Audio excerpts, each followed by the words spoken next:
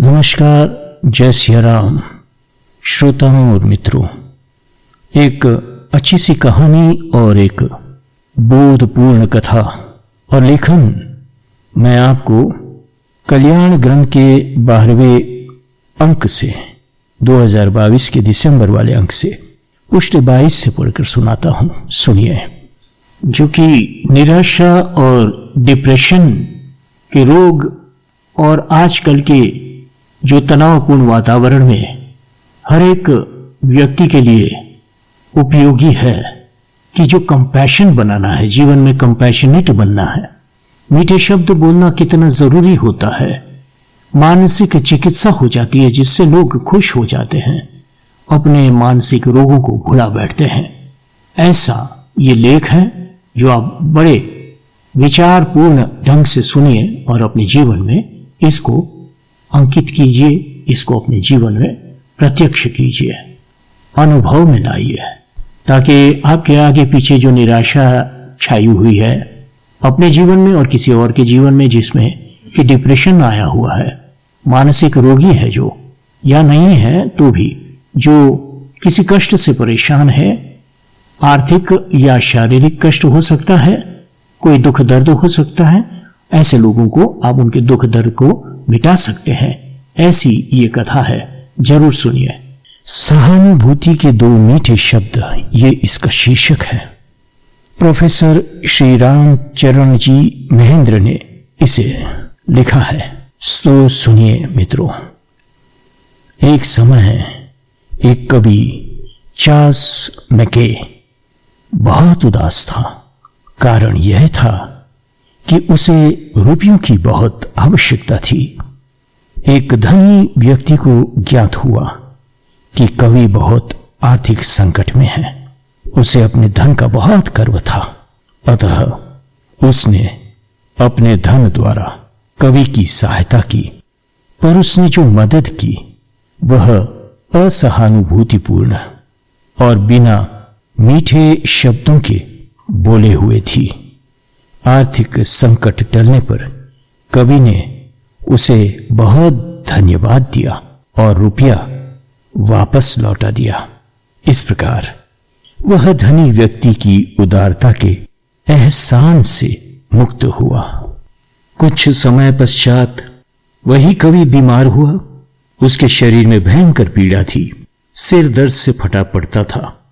वह शारीरिक और मानसिक पीड़ा से कराह रहा था। संयोगवश उसकी झोपड़ी के पास से एक निर्धन व्यक्ति निकला। उसे कवि की बीमार अवस्था पर दया आ गई। उसने उसके सिर को बांधा, दबाया, प्यार से दवा लगाई। रात दिन रोगी की शैया के सिरहाने बैठकर सेवा शुश्रूषा की।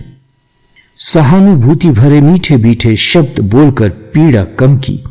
उसके इस मधुर व्यवहार और सहानुभूतिपूर्ण प्रेम चिकित्सा से कवि स्वस्थ हो गया। कवि कहता है, प्रथम धनी व्यक्ति को रुपया वापस करके मैं उसके एहसान से मुक्त हो गया था, पर इस दूसरे उदार निर्धन व्यक्ति के सहानुभूतिपूर्ण मीठे मीठे शब्दों का एहसान मैं कैसे चुकाऊं? रुपया, सोना, हीरा, मोती बहुमूल्य है, परंतु ईश्वर की देन के रूप में मनुष्य के हृदय में रहने वाली ये देवी सहानुभूति रुपये पैसों की अपेक्षा कहीं महान और प्रभाव उत्पादक है। मानसिक रोगों की अमोघ औषधि है। वास्तव में मानसिक क्षेत्र की जटिलता, दुराव छिपाव से बनने वाली मानसिक ग्रंथियों और गुप्त दुख ही हमारी निराशा के कारण है। हम दुखी इसलिए रहते हैं कि मन में व्यथा का भार छिपाए हुए हैं। हम अपने परेशानियों को जितना अधिक दूसरों से, समाज से, अपने बड़े बूढ़े बुजुर्गों से, अवसरों से छिपाते हैं, उतनी ही जटिलता हमारे मानसिक क्षेत्र में उत्पन्न होती जाती है। जैसे किसी वस्तु को छिपाकर अंधेरी कोठरी में रखने से उसमें बदबू आने लगती है और वह सड़ गलकर नष्ट हो जाती है, उसमें कीड़े पड़ जाते हैं। उसी प्रकार जिन गंदे विचारों, वासनाओं, ईर्ष्या, तृष्णा, द्रोह, चिंता, भय आदि विकारों को आप छिपा कर रखते हैं, वे मानसिक जटिलता उत्पन्न करते हैं। दुराव, छिपाव मानसिक रोगों को उत्पन्न करता है। इसके विपरीत जो युग युग से छिपे मन के दुरावों को दूसरों के समक्ष खोल देता है, वह उतनी ही मानसिक शांति प्राप्त करता है। उसकी विचारधारा उतनी ही स्पष्ट और स्वस्थ हो जाती है। मनुष्य अपने कुचिंतन और दुराव द्वारा मानसिक व्याधियां उत्पन्न करता है। वास्तव में जो बात छिपाई जाती है वह स्वयं पापमय हो जाती है। हम उसे छिपाते ही इसलिए है कि वह नीच है, झूठ है, पापमय है, दुष्कर्म से संयुक्त है। हमारी अंतरात्मा हमसे कहती है कि उसका फल दुखदायी होगा। मन में किसी के प्रति कटु भाव रखना एक खतरा है। चिंता के समान कोई अग्नि नहीं, द्वेष के समान कोई विष नहीं, क्रोध के समान कोई शूल नहीं, लोभ के समान कोई जाल नहीं। ये दोष मन में इकट्ठे होने पर मनुष्य कुछ ही समय में पाप पंक में डूब जाता है। यदि मनुष्य अपने हृदय की व्यथा को दूसरों के समक्ष खोल कर रख दे और उनसे अपने कष्टों के लिए थोड़ी सी सहानुभूति पाले, तो उसे मानसिक शांति मिलती है। मित्र उसे दूषित भावों से बचाते हैं। कुचिंतन की श्रृंखला टूट जाती है और व्याधियां दूर हो जाती है। जब तक मनुष्य अपनी मानसिक कठिनाइयों को दूसरों के समक्ष प्रकट करता रहता है, मित्रों से बातचीत करके सांत्वना पाता रहता है, अपने आप को समाज में मिलाए रहता है, तब तक वे मानसिक जटिलता और परेशानी का कारण नहीं बनती। किंतु हम अपनी सभी भावनाओं को अपने मित्रों के समक्ष प्रकट नहीं कर सकते, क्योंकि वे घृणित होती है। हमारी अंतरात्मा कहती है कि वे उन्हें सुनते ही हमसे घृणा करने लगेंगे। इसी प्रकार हम अपने किए हुए गंदे कार्यों को दूसरों से कहते हुए डरते हैं। हम उसे दूसरों के समक्ष स्वीकार करके हृदय का भार हल्का कर सकते हैं, पर ऐसा उसी से कर सकते हैं जो हमारे साथ सच्ची सहानुभूति प्रदर्शित करते हैं। सहानुभूति का बहुत कार्य ऐसे मानसिक रोगियों से स्वास्थ्य उत्पन्न करने में देखा जाता है। जो मानसिक चिकित्सक अपने मानसिक रोगियों से जितनी अधिक सहानुभूति दिखाता है, वह उतना ही उनका विश्वास प्राप्त कर लेता है और उस पर वे उतना ही अपना गुप्त पाप या दुख प्रकट कर देते हैं। चिकित्सक अपने मीठे मीठे सहानुभूतिपूर्ण शब्दों और व्यवहारों से उन्हें दुष्चिंतन से हटाकर शुभ चिंतन में निमग्न करता है। महात्मा बुद्ध ने एक बड़े पते की बात कही है, जिसको आप सहानुभूति से ही कार्य रूप में परिणित कर सकते हैं। वे कहते हैं, ढके हुए को खोल दो, छिपे हुए को स्पष्ट कर दो, तो तुम अपने पापों से मुक्त हो जाओगे। क्योंकि छिपाने से ही पाप लगता है, उगड़ा हुआ पाप नहीं लगता। मनुष्य अपनी गुप्त बातें तभी प्रकट करता है जब वह यह जान लेता है कि अमुक व्यक्ति मुझसे सच्ची सहानुभूति दिखाएगा। सहानुभूति के दो मीठे शब्द पाते ही रोगी व्यक्ति अपने जटिल भाव अपने आप प्रकाशित करने लगता है। सहानुभूति का मृदु अवलंब पाते ही चेतना इनका अपना प्रकाशन नहीं रोक सकती। छिपे हुए दुख तथा मानसिक ग्रंथियां टूट टूट कर दूर हो जाती है। यदि हमारे बड़े लोग बच्चों से और अफसर अपने मातहतों से सहानुभूतिपूर्ण व्यवहार करने लगे, तो सदा मानसिक आरोग्य बना रहेगा। सहानुभूति आंतरिक गुलामी के बंधन काट डालती है। जिन गुप्त भयों या पापों से मनुष्य बंधा रहता है, उनके बंधन टूटते ही वह मुक्त गगन में विहार करने वाले पक्षी के समान सर्वतोमुख आनंद प्राप्त करता है। इस प्रसंग में एक मनोवैज्ञानिक विशारद सत्य ही लिखते हैं, मानसिक विकारों को बाहर निकालने में सहानुभूति का भाव बहुत ही लाभकारी होता है। रोगी उससे सहानुभूति रखने वाले व्यक्ति के सामने अपने मन के छिपे भाव प्रकाशित कर सकता है।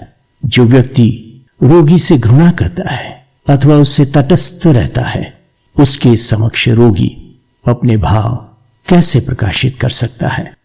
पागल से घृणा करने वाले व्यक्ति को देखकर पागल का रोग और भी बढ़ जाता है।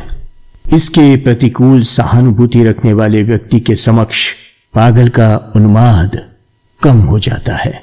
डॉक्टर होमर लेन ऐसे अनेक शेलशाम के रोगियों को चंगा कर सके जो डॉक्टर फ्राइड की विधि से चंगे न हो सके थे।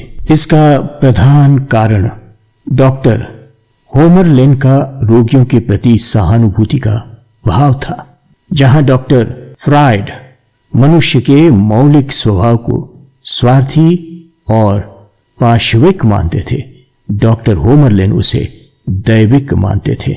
इसलिए उन्हें रोगी के साथ सहानुभूति स्थापित करना आसान होता था। इस सहानुभूति के कारण रोगी खुलकर अपने मन की गांठें और परेशानियां डॉक्टर होमर लेन के समक्ष खोल सकता था। रोगी के मन में अंतर्द्वंद होने के कारण ही रोग की उपस्थिति होती है। जब उस अंतर्द्वंद का अंत हो जाता है, तब रोग का भी अंत हो जाता है।